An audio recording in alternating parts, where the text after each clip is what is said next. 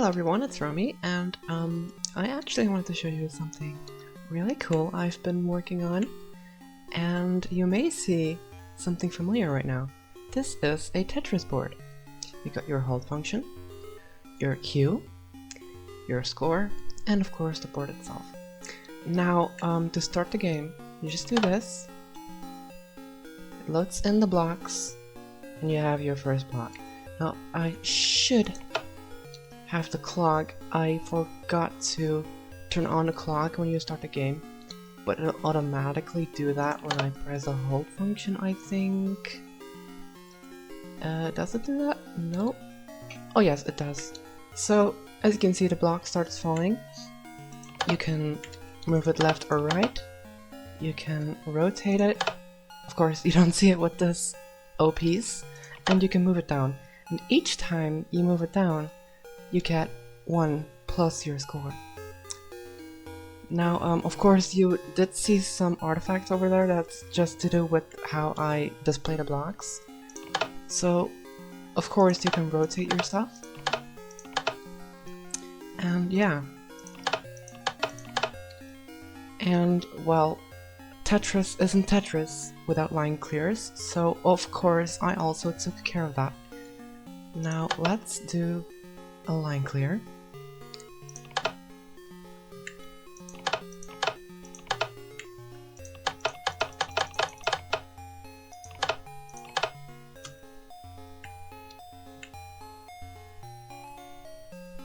And so it recognizes when it hits the ground or a solid piece, and then it switches over to the next block.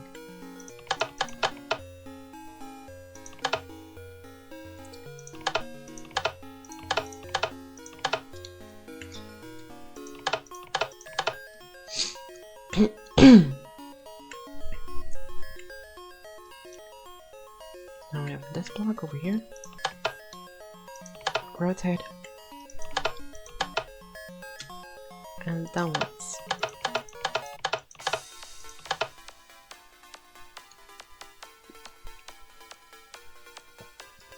Now I'm just going to show you what happens when I clear 4 lines, so I'm just gonna build just a little more.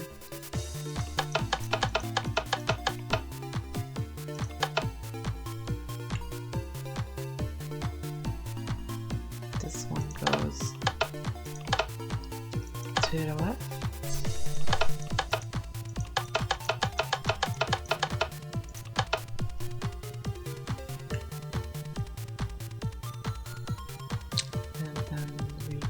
Hold function, because we're going to place this one right there. And you do see a delay of the block just being stuck in midair. It has to do with the timing. I had some issues with the hold function and the clock not working together. But now it works, which is good. It just has a little delay, which I think is pretty okay. I mean, I made all this by myself. It's pretty impressive, isn't it?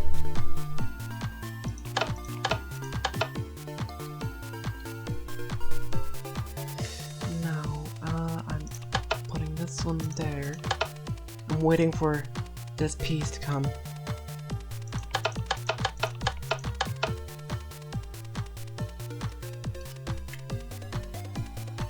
I'm just giving a heads up, when you clear one line, it gives you 100 points.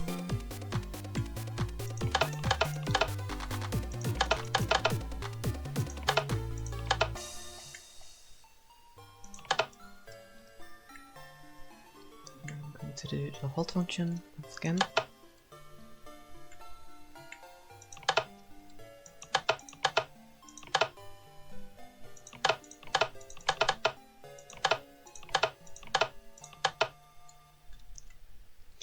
And now our time has come. We're going to make a Tetris. We rotate and we move left. And you know what? I'm just going to let this fall and then you can see what happens.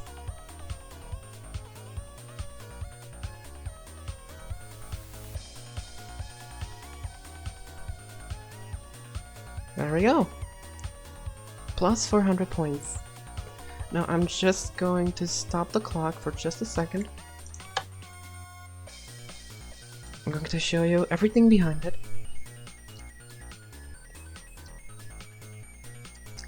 Here we are. So this is the place where every block is stored. You may think, huh, aren't there 7 blocks? Well, you're right, but we also have every rotation of them stored. So we have the S piece, or actually no, this is the Z piece. And then we have the Z piece in the auto rotation, and then the 2 auto rotations. And this is for every other piece. Of course, the yellow one, which is the O piece, has only 1 rotation, which is a block. So it's basically all the same along those lines, but for the rest, it's just a little different. So how this works with rotating is you have a adder. It has a binary code, and it goes along those lines, which decides which rotation state to select. So for 0 it's this one, for 1 it's this line, 2 is this right here, and 3 is this over here. Now since we have 4 rotation states, we can just use plus and minus to rotate clockwise or counterclockwise. So yeah, it's pretty cool. Of course you can also reset this by setting both bits on 1 and then doing a carry in, which resets it to 0. And I'll go back over there later. This is the clock. It's kind of bulky, I know, since I have to deal with the tick rates. I had to put it on maximum because, well, this is ginormous. And this over here is the, let's see, the adder that does the Y coordinates. So as you can see, I have my Tetris blocks stored in 1s and 0s, but what do those 1s and 0s say? Now those 1s and 0s are actually coordinates. So let me tell you how it works.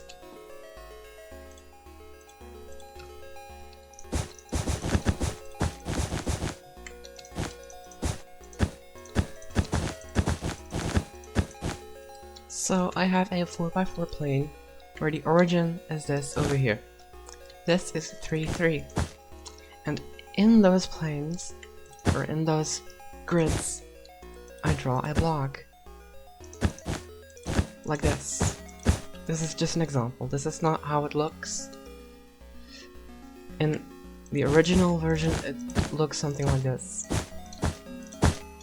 So then I associate coordinates to this. So we have this over here, which is 0, 3. This has the value 0, 3. This one has 1, 3. This one has 2, 3. And this one has 2, 2. So then what I do is use those coordinates to display on the screen.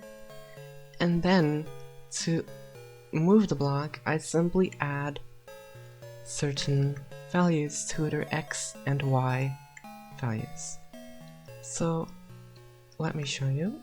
This is the y coordinates, which is right now on 5. Actually no, this is 1, 0, 1, 1, which is 11.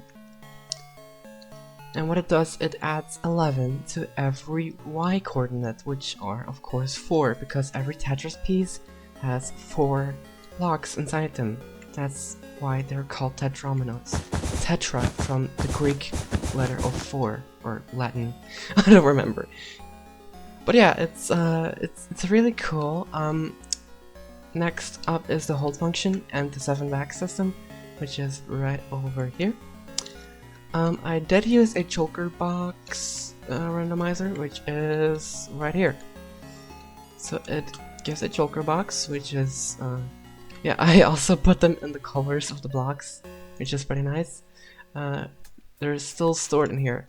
So what it does is just give a block and it funnels back, and when this is full again, it just drops all of them back into this one, which is essentially the 7-back system.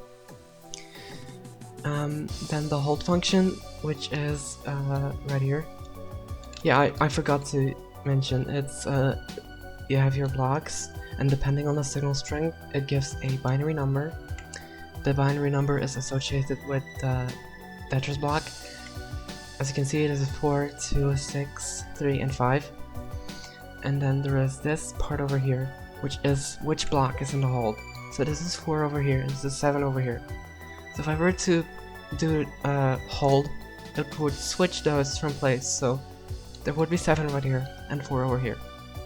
I did have to do some transmitting or whatever. I had a very long distance to travel with the hold information because it's like a very long line all the way over to the display. Then yeah, we have the coordinate system that does the X value. It's just kind of the same with the Y value.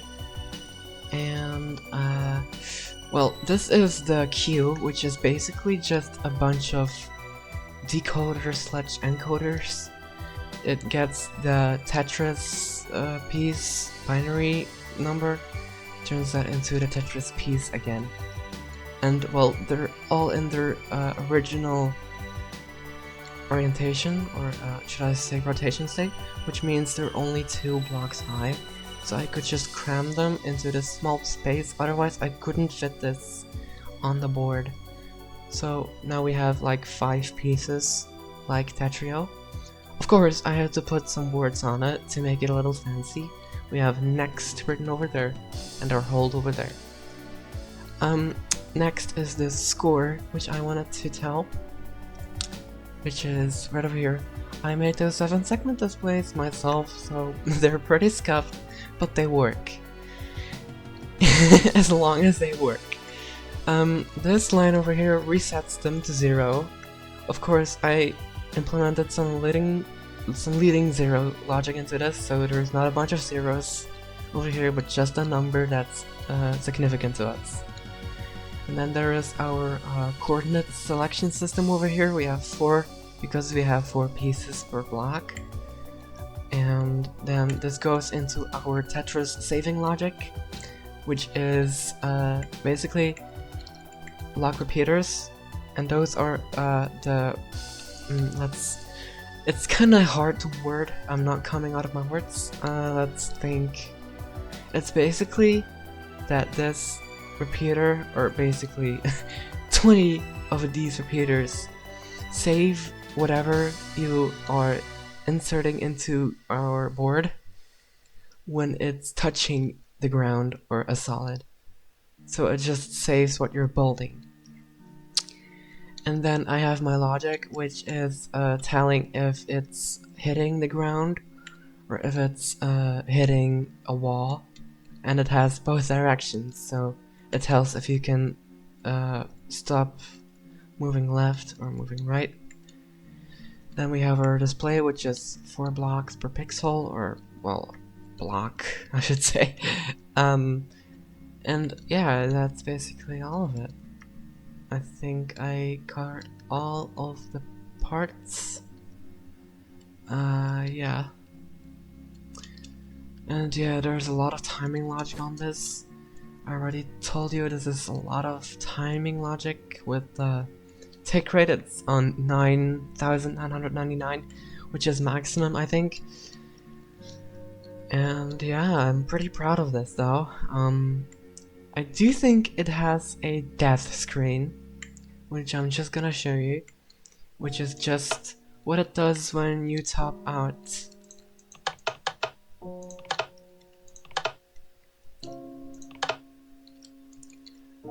So I'm just gonna fill up my board.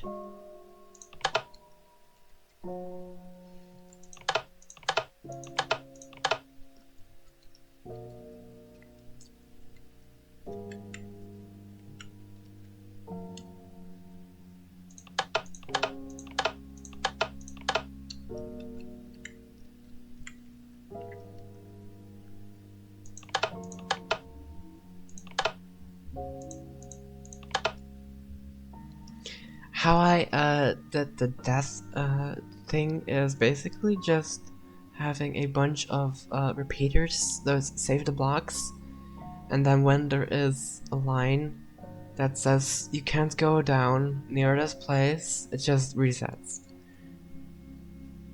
So when it touches, it'll say goodbye because you're dead.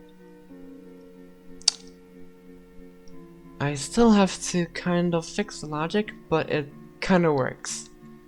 I'm just gonna turn this off. But yeah, that's all of it, and I hope you liked it.